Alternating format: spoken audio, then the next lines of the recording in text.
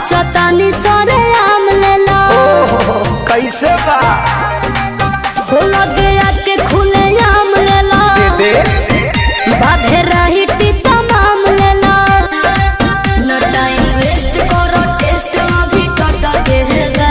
अरे टट के है गा। तनी देखी जरा आवा तोहरा आम के सवाद गोरी खट के बा, बाकी होट के बा। तोहरा आम के सवाद बड़ी खट के बा, बाकी हट के बा। तनी चिखा ना दो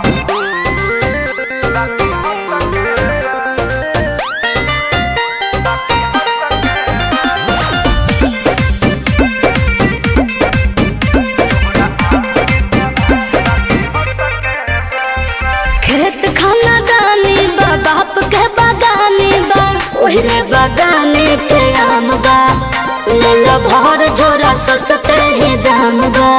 बात राइट बा, एक बाइट में लोग के पता तो चलिए जाए।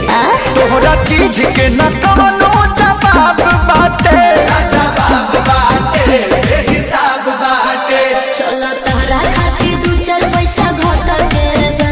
अरे घट के बा। हाँ तो दे दो चलो छोड़ दी। छट के बा अरे छट के बा। अरे तोरा आम के सवाद गोरी खट के बा, बाकी होट के बा। अच्छा आम के सवाद बड़ी खट के बा, बाकी हट के बा। कौन छुछुर लागत रे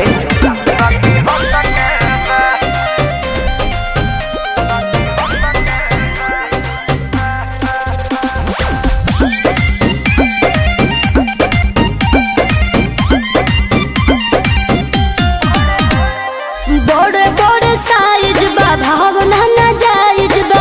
सौदा बा पाकल न कांच बा। अच्छा। बात कहता ने अभिनव सच बा।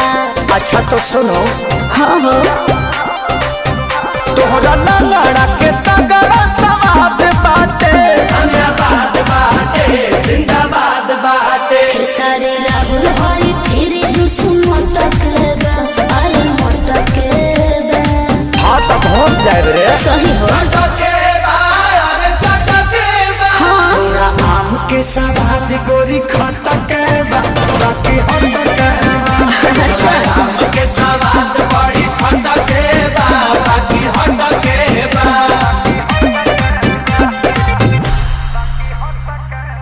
छट के बा अरे छट के बा।